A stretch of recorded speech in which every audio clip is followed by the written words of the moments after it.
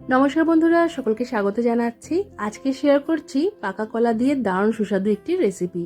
এরকম পাকা একদম মজে যাওয়া কলা ফেলে না দিয়ে সেগুলো দিয়ে যদি এরকম সুস্বাদু বড়া বা পিঠে তৈরি করে নেওয়া যায়, সেগুলো অনেকদিন স্টোর করেও রাখা যাবে আর ছোট বড় সকলেরই খুব ভালো লাগে এটা খেতে। আজকে এই রেসিপি ভালো লাগলে ভিডিওটাকে লাইক আর শেয়ার করতে ভুলবে না। এই রেসিপিটা তৈরি করার জন্য আমি এখানে একদম এরকম পাকা কলাগুলোকে একটা বড় পাত্রের মধ্যে ছাড়িয়ে নিয়ে নিলাম। আমি প্রায় 7-8টার মতো কলা নিয়েছি। এই কলাগুলোকে চাইলে হাত দিয়েও ভালো করে চটকে নিতে পারো, বা আমার মতন একটা ম্যাশার ব্যবহার করে ভালো করে এগুলোকে একদম পেস্ট করে নিতে পারো। তবে এগুলোকে মিক্সারে বেশিক্ষণ ব্লেন্ড করতে যাবে না, তাহলে কিন্তু বড়ার টেক্সচারটা অত ভালো হবে না। এই কলা ভালো করে চটকে নেওয়ার পর এর মধ্যে আমি ছোট বাটির 1 বাটি মাপ করে দিয়ে দিয়েছি চিনি। তারপর যেই বাটি মাপ করে চিনি দিয়েছিলাম সেই বাটি মাপ করে দিয়েছি সুজি 1 বাটির মতো। এটা দিয়ে দিলাম আমি চালের গুঁড়ো। এখানে আমি সেদ্ধ চালের গুঁড়ো দিয়েছি। যতটা পরিমাণে সুজি দিয়েছি ঠিক ততটা পরিমাণেই এখানে আমি চালের গুঁড়ো দিয়েছি।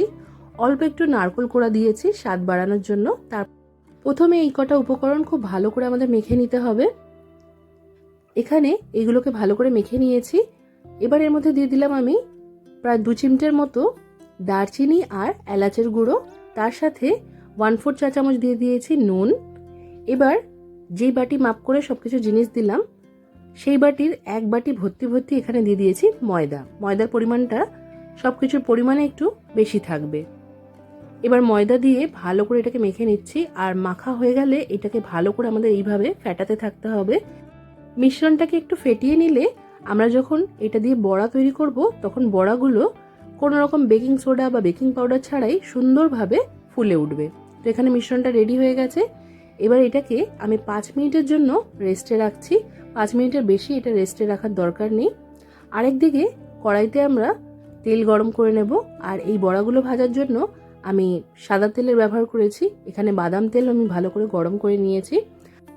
কড়াইয়ের তেলটা আমাদের খুব ভালো করে গরম করে নিতে হবে। তারপর যখন আমরা বড়ার মিশ্রণ থেকে অল্প অল্প করে মিশ্রণ তেলে ছাড়বো তখন টেম্পারেচারটাকে আমাদের মিডিয়াম করে দিতে হবে, মানে আঁচটা মাঝারি করে রাখতে হবে। আঁচটা মাঝারি করে রেখে এই বড়ার মিশ্রণ থেকে একটু একটু করে মিশ্রণ হাতের সাহায্যে নিয়ে অল্প অল্প করে তেলে ছেড়ে দিতে হবে। ঠিক যেইভাবে আমি তেলে ছেড়ে দিচ্ছি এগুলোকে।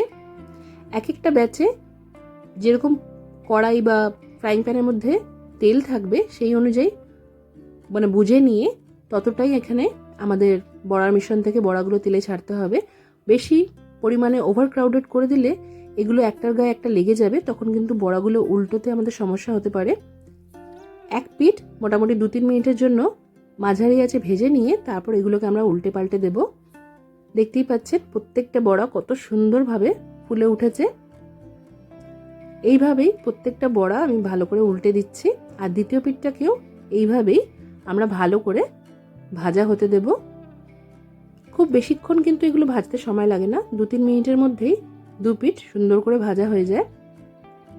প্রথম ব্যাচের বড়াগুলো ভালো করে ভাজা হয়ে গেছে। এবার এগুলো একটা ঝাঁঝরি হাতার সাহায্যে আমি কড়াই থেকে তুলে নিচ্ছি। বাকি বড়াগুলোকেও একইভাবে ভেজে নিতে হবে। বড়া ভাজা হয়ে গেলে এগুলোকে 10-15 মিনিটের জন্য পাখার তলায় রেখে ভালো করে ঠান্ডা করে নিয়ে একটা এয়ার টাইট কন্টেনারে ভরে আমরা ফ্রিজে 2 সপ্তাহের মতো রেখে তারপর খেতে পারি। খাওয়ার ঠিক 10 মিনিট আগে এগুলোকে বার করে নিতে হবে। তারপর চায়ের সাথে বা এমনি শুধু শুধু এগুলোকে পরিবেশন করা যেতে পারে। আজকের এই রেসিপি কেমন লাগলো কমেন্ট করে জানাতে ভুলবে না। আজকের মতো এখানেই শেষ করলাম। সবাই খুব ভালো থাকবে আর সবাইকে খুব ভালো রাখবে। ধন্যবাদ।